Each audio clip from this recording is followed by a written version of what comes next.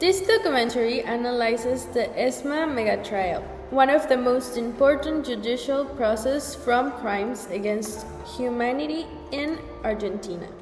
Its objective is to understand the historical context, the functioning of ESMA during the last military dictatorship, and the legal, political, and social relevance of the trials carried out since 2007. To understand the ESMA Megatrial, it is necessary to understand the period in which these events occurred. Political instability and the impact of Cold War facilitated political repression in Latin America. In this context, Operation Condor, a military alliance among the Southern Cone countries, aimed at coordinating the repression and the elimination of political opponents, served as a justification for imposing a military dictatorship in Argentina. Argentina experienced a military dictatorship between 1976 and 1983, known as the National Reorganization Process. During this period, the state implemented a clandestine system of repression that included kidnappings, torture, forced disappearances, the appropriation of babies, and the executions of thousands of people. It is estimated that around 30,000 people were disappeared. La Escuela de Mecánica de la Armada became one of the largest clandestine centers for detention, torture, and extermination in the country. More than 5,000 people passed through its facilities and only a small number survived. Inside, different sectors operated: interrogation rooms, torture areas, spaces for forced labor, and places where people were held in inhumane conditions.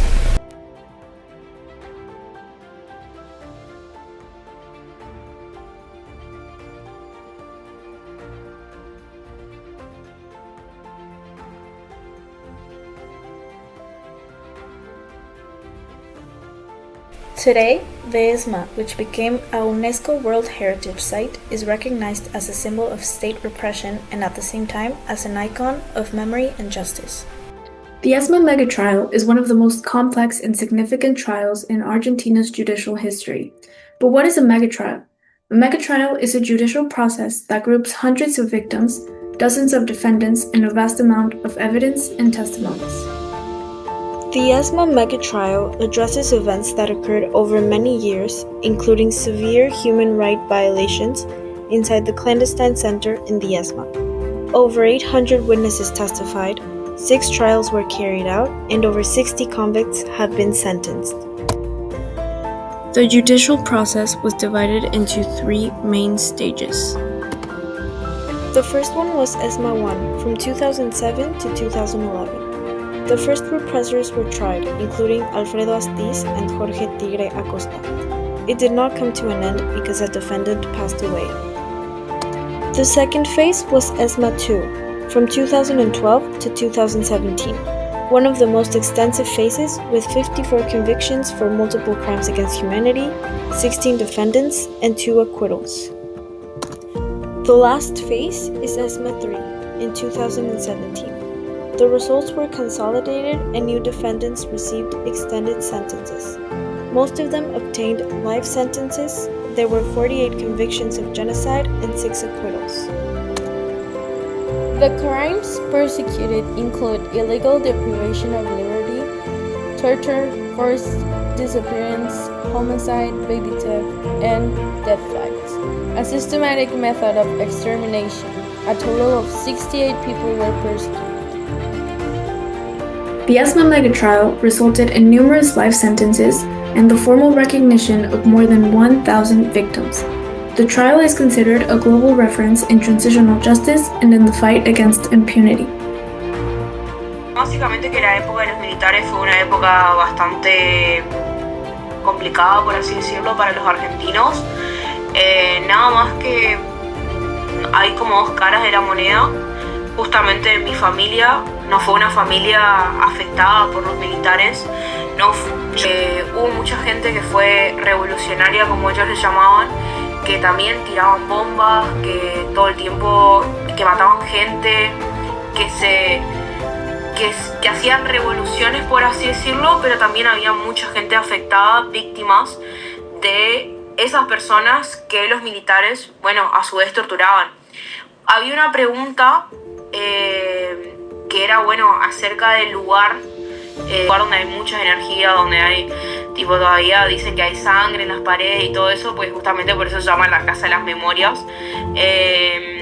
Y sí, bueno, eso estaba en el centro de mi ciudad. Ahí. Ellos controlaban todo, fue un momento donde ellos controlaban absolutamente todo, quién entraba, quién salía de la ciudad. Entonces, como les digo, ellos perseguían a la gente, a la cual la gente que se revolucionaba, la gente que mataba. Entonces, eso. Sí, mi abuela básicamente, ellos siempre vieron en el centro. Y bueno, mi abuela, había un vecino que mi mamá, mi abuela, todos lo cuentan, que básicamente siempre venían los militares a buscarlos al barrio, y los vecinos, y esos vecinos básicamente saltaban y se iban de techo en techo, y ellos podían escuchar básicamente los pasos porque huían de los militares, porque obviamente que si los militares te agarraban te mataban. Tipo, no, o sea, es como que era gente peligrosa también, o sea, los revolucionarios eran gente peligrosa, entonces si agarraban, hubo muchas víctimas en las cuales ellos agarraban, víctimas de verdad, víctimas que no hicieron nada, bebés que no hicieron nada, que no tenían la culpa, que eran completamente inocentes.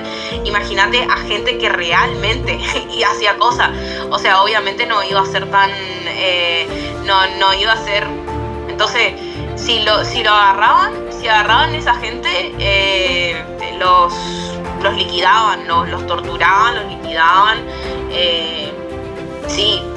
Eran abuelas que en ese momento eran madres, hoy en día son abuelas, que ellas daban vuelta en la plaza de Buenos Aires, de la Plaza de Mayo de Buenos Aires, la Plaza Central, en protesta a sus hijos desaparecidos, que podían ser madres con bebés en brazos y demás. Y bueno, ellas daban la vuelta y demás. Hoy en día esas abuelas son súper, hiper, mega conocidas en la Argentina, tuvieron muchísimos beneficios, y la mayoría de los hijos fueron desaparecidos y nunca más encontrados, digamos. Hoy en día son muy conocidas, tienen muchas pensiones. En su momento ellas solamente protestaban por sus hijos desaparecidos. Se le dio mucha voz a esas señoras. Y eran protestas silenciosas, eran abuelas eran madres que caminaban silenciosamente dando la vuelta de la plaza. Esa es la historia. Y está bueno también contar la otra, que es la que no hay en los libros, digamos. Survivor testimonies were essential in reconstructing what happened inside the ESMA. Their statements provided detailed account of torture methods, hierarchies within the repressive structure, and day-to-day functioning of the clandestine center. Many testified publicly for the first time, breaking decades of silence and fear. These testimonies became foundation for judicial process. Within them, many crimes such as death flights or systematic disappearance of detainees would have remained hidden. A key event leading to the end of the dictatorship was the Falklands War. The military defeat dealt a severe blow to national morale and accelerated the collapse of the dictatorship, which ended in 1983. The ESMA Megatrial not only had legal consequences, but also deep social impacts. After the dictatorship ended, Argentina's legal framework underwent significant reforms to restore democracy, protect human rights, and prosecute those responsible for the atrocities committed. The fight for memory was led by human rights organizations such as the Mothers and Grandmothers of Plaza de Mayo. It began when mothers, grandmothers, and relatives of the victims gathered in Central Buenos Aires to demand information about their disappeared loved ones. They pushed the state to continue the process of truth and justice. The ESMA is also a Mercosur cultural good and was declared a memory site in 2004. Today, it functions as a museum that preserves evidence of state terrorism. Organizations such as CELS, Hijos, Abuelas de la Plaza de Mayo, and APDH played a fundamental role. They gathered evidence, accompanied victims, and pressured the state to continue the persecution of crimes against humanity. Their activism ensured that the search for justice did not fade, even during periods when the government attempted to close investigations. The ESMA Megatrial has become an international model for the prosecution of state crimes.